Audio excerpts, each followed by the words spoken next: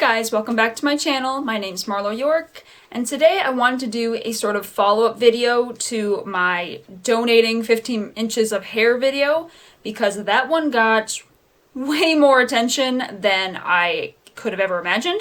And a lot of people did request to know what my hair care routine sort of looks like. And although I don't normally talk about hair and makeup and all that kind of stuff, I felt like I did want to do a follow-up video to share that stuff because people requested it and it seemed kind of like fun. So if you haven't yet seen that video, I will link it up in the cards above because you might be wondering why I have such short hair if I'm giving tips on how to grow long, healthy hair.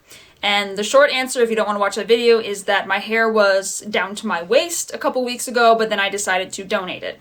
So all in all, my hair is generally pretty healthy. My biggest issue is usually split ends, but when my hair was down to my waist, that kind of makes sense because longer hair just tends to get damaged very easily, and the ends have been around for a while, so they tend to split quite easily. So I'm just going to try to hop right into the video and try to be as concise as possible with these tips. So I have my notes right in front of me, and let's just get right into it. So the general theme or idea, or at least my mindset regarding hair care, is less is more. And I generally have a very hands-off approach when it comes to my hair, so that's probably going to maybe surprise a lot of people, maybe not, but generally speaking, I try to do as little with my hair as possible because in my experience and based on what I've researched, the more weird, unnatural things that you do to your hair, generally the more damaged it's going to get. So the first thing I want to talk about is washing my hair, and this might surprise some people, or again, it might not surprise anyone. I generally only wash my hair maybe 2 to 3 times per week.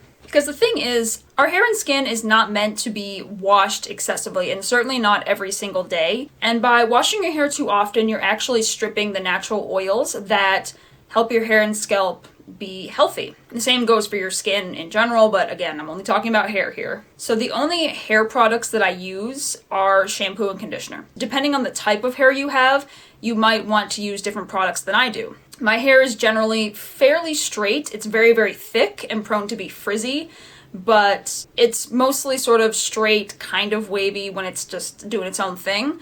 But if you have maybe very greasy hair, a lot of dandruff, or maybe more ethnic hair, or just very curly hair in general, you might want to use different products. So I'm not going to talk about products specifically, but my tip is to wash your hair not that often. And when you are actually washing your hair, you should focus more on the scalp and not the hair itself, like the longer stuff. Obviously, if you have very, very short hair, like a pixie cut or a buzz cut or something like that, then you have no choice but to wash all of your hair.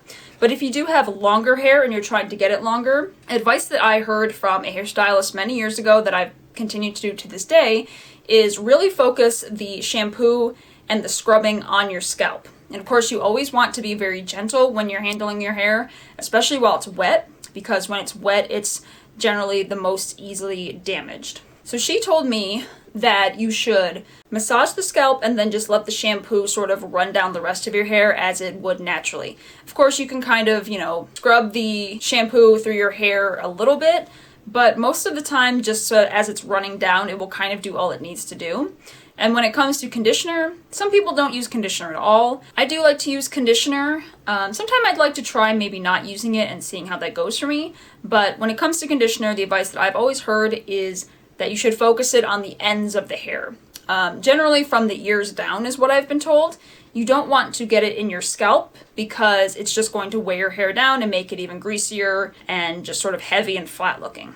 I have occasionally used a sort of homemade deep cleanser for when I used to use hair products occasionally, but I don't really do that anymore. If your hair does have a lot of buildup just from products, styling products, or just sort of in general, my go-to homemade cleanser is just mix regular shampoo with baking soda until it forms sort of a paste in your hand and then work that into your scalp. Baking soda is definitely known for its cleaning properties, but the downside is that it really does tend to strip your hair of its natural oils. So even as you're washing it, you might hear your hair start to squeak, and that means that it really is very clean, but that could also make it prone to being extra dry. So anytime that I've done this particular cleanser, I will do a sort of deep conditioning treatment.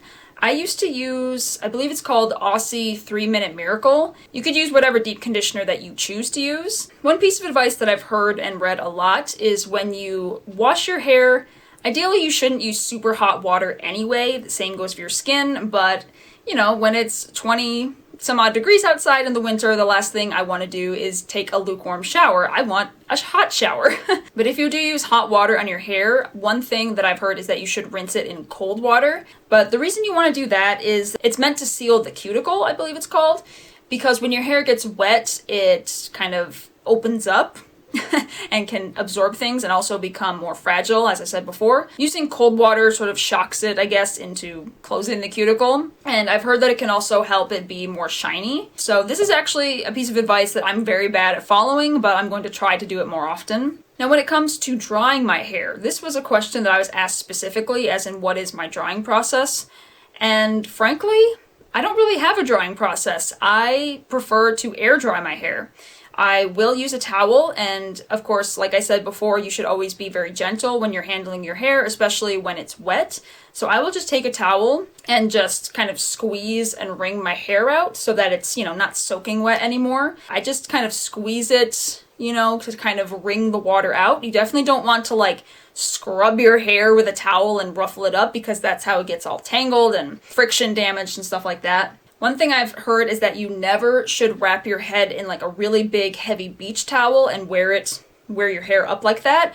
And again, this is advice that I often don't follow, but instead you can use a smaller towel, like a thinner towel. If your hair's short enough, use like a hand towel if you absolutely must do that.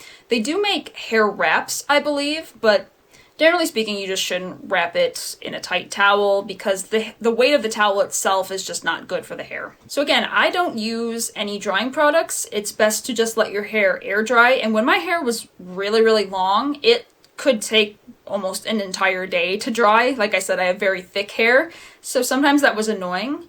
The only time I ever use a blow dryer is if I'm getting out of the shower and immediately getting ready to go someplace where I really want my hair to be dry. And even when I used a hair dryer, it took a really long time anyway. And my hair always ended up very like frizzy and poofy, and I just didn't like it. Because generally speaking, you shouldn't use any heat styling products or contraptions on your hair. Now, if you are going to use an hair dryer, whatever you call it, my advice would be to use it on the lower settings. So instead of putting it on super high heat and super high air speed, you should put it on medium or low heat and just use the lowest setting for the air speed. So again, it's not just getting super hot and super damaged with all the wind and stuff going around. So in terms of what type of comb or brush I use, when my hair is wet, I always use a wide tooth comb. And I have mine right here actually. Hope you can see this. So I only use this side. I like never use this side for anything really. But when it's wet, I use the wide tooth comb so that it's not snagging your hair as easily, and when it gets snagged on anything, it can just rip and break. So I just use the regular wide tooth comb, and I always just be very slow and gentle. If I start to feel it snag, instead of just trying to like rip it and just be very haphazard with it, I'll just feel it snag and grab it like this and just gently work the knots out as best as I can. The more rough you are with your hair, the more prone it is to, again, breaking and just being sort of frizzy and unkept. As far as brushes go, when my hair is dry, I generally just use this. I'm not really an expert on tools, so again, I just prefer bristles that are wider, and again, just being very careful with your hair. Sometimes when I'm in a really rush, I will comb it or brush it too fast and rip a bunch of hair out. So don't do that. I don't recommend that. Just be very gentle and go for wider tooth combs and brushes, regardless if your hair is wet or dry. Alright, so when it comes to hair dye, again, I'm not an expert on this because I have actually never dyed my hair. I don't know what it looks like in the lighting for you guys, but my hair is a shade of red. Technically it's strawberry blonde, but it's such a unique color that people just sort of tell me not to dye it anyway, and I mean, I like the color of my hair, so I've never really felt the need to. If you do want long, strong, healthy hair, you really shouldn't bleach and dye your hair that often. Nowadays, they do make safer hair dyes that don't have as many, like, weird chemicals in them. I would definitely ask a hairstylist about that, like which specific brands you should look for or which chemicals that you should or should not use. When it comes to dye, if you want your hair to be healthy, just don't do it. I know that's not what some people want to hear, but that's the advice I'm giving you because, again, our hair isn't meant to be exposed to these really like toxic and harsh chemicals and bleach. And the more often you dye your hair, the more brittle and damaged it's going to be. I know a lot of people who have dyed their hair all kinds of crazy colors, and I kind of envy them because part of me wants to dye my hair some really like bold, unnatural color. But their hair just gets really bad. It gets very dry and broken, and when you've been doing that for so long, a lot of times it's just so damaged you can't repair it. You have to just cut it. So if you want your hair to be long, don't do things that are going to damage it, like using lots and lots of chemicals and weird stuff. And I know I already touched on this before, but I also never use, like I said, hair dryers. I don't use straighteners. I don't use crimpers or curlers or anything like that. Again, a lot of people like to use those things, and I'm not saying don't use them ever, but just use them very sparingly and very cautiously.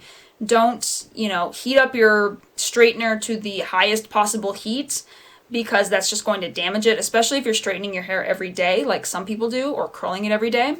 I would say, again, less is more. You shouldn't use these things that often. Just let your hair be natural and kind of do its own thing. And I know some people, if you have very, very curly hair or very, very wavy hair and it can be difficult to manage, I think you should really just try to love it the way it is and try to take care of it naturally. And then you might grow to love it and not feel like you have to alter it in some way that is ultimately damaging it. So once your hair starts to get very, very long, it's going to be much easier to damage. And I mentioned that a lot in the donating my hair video. So once it got to about below my boobs in length, it was getting caught on everything. And a tip that I learned from another YouTuber, I can't remember her name. I'm going to try to look up her videos because she has the most beautiful Rapunzel hair on the face of the planet. So I would definitely check out her videos. I'm going to link them below and I'll pop her name on the screen here. But I learned this tip from her, and that is to wear your hair in a loose braid at night or to wrap it in like a silk scarf. I believe that was specifically her tip. And when I started braiding my hair at night, I feel like it started growing a lot faster. And that could just be, just placebo or something, but I also noticed that it was not getting damaged or tangled as often. It was pretty much always kind of wavy, which was kind of cool, but it wasn't getting just stuck on things in the night or getting tangled and all messy, so I really enjoyed braiding my hair at night and I found it very useful. Another thing you should definitely do is try to protect your hair whenever you're out and about, especially if the weather is bad. Like if it's very, very hot and dry, maybe put it in some sort of loose updo or wear a hat. Also, if it's very windy, you should probably put it in a ponytail or braids or something like that because wind damage can, just from the friction of air and wind, your hair ends up damaging itself. So if you're expecting very bad weather, protect your hair with something. So in terms of hairstyling, I don't know how to style my hair really. I know how to do a ponytail. I know how to leave it down. I know some braids, but right now it's pretty much too short to braid anymore. My advice when it comes to hairstyles is be gentle.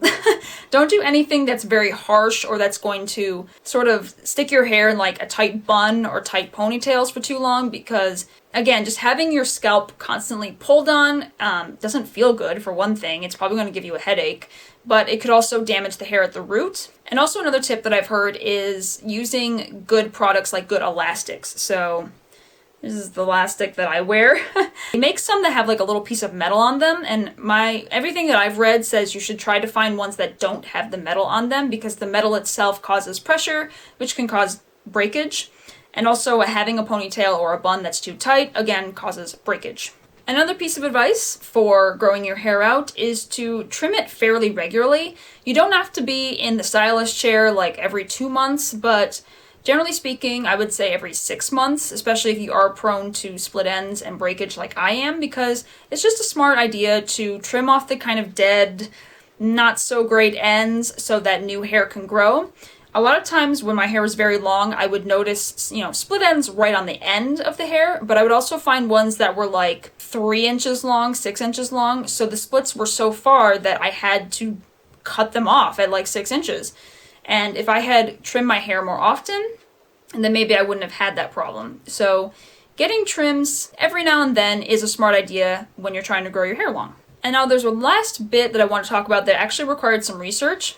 So I think one of the reasons that my hair was growing very, very long was because I am taking a multivitamin. Now, I'm not going to say just go out and start taking vitamins, because odds are, as long as you have a healthy diet, you probably don't need vitamins. Most people don't, unless they have an actual nutrition deficit for some reason. For instance, once upon a time, I had a vitamin D deficiency, which was actually something that my doctor tested me for, and that's because I lived in northern New York, where it's very cold and very dark for most of the year. So I would definitely go to your doctor and ask them their opinion on you going on some sort of multivitamin. Or if you have had issues with your hair being very brittle, or your nails or your skin just being very bad, I mean, it could be a sign that you have a deficiency, but ask your doctor about that. Don't just take my word for it. So I'm actually looking at the research I pulled up behind you over the camera. So when it comes to having healthy hair, a lot of it comes from within, and that requires proper nutrition and getting the right vitamins. When it comes to foods that you can eat, I'm just going to read my notes behind the camera. You should be eating protein-rich foods like fish, beans, nuts, and whole grains, because protein is necessary for hair growth and just being a healthy person in general. You should also look for foods that are high in vitamins A, C, D, and E, and minerals like zinc and iron, and omega-3 fatty acids. I'm actually going to leave the articles that I researched below in the description as well, so that you can just read them more in depth. And then when it comes to multivitamins, if you do decide that you want to take a multivitamin and your doctor says that's okay, you should look for ones that are formulated for hair, skin, and nails that contain biotin and vitamins C and B. I don't want to just be giving medical advice to people because I'm not a doctor. And also I just wanted this to be a tips video about my particular hair care routine. So I'm going to wrap this up because I'm almost out of footage time for filming. To summarize everything, my general hair care routine is less is more. Don't be very hard on your hair. Don't do all kinds of strange chemicals and styles and harsh stuff. I just like to go with a kind of natural style. And I found that that works very well for me. My hair, I could just be blessed with good genes because my mom also has very nice hair. But I think a lot of it just comes with just letting your hair and skin just do their natural thing. Being a healthy person, having a healthy diet, and just living a healthy lifestyle in general can help you overall. If you found any of these tips useful, please give it a like, subscribe if you'd like to, and comment below what your favorite tips were and if you learned anything, or if you have any of your own hair care tips or routines that you'd like to share with other folks. If you'd like to keep up with me on my other social media accounts, I'll leave them below in the description, as well as links to my novels, Blood of Fire, and Trail of Flames. So until next time, see ya!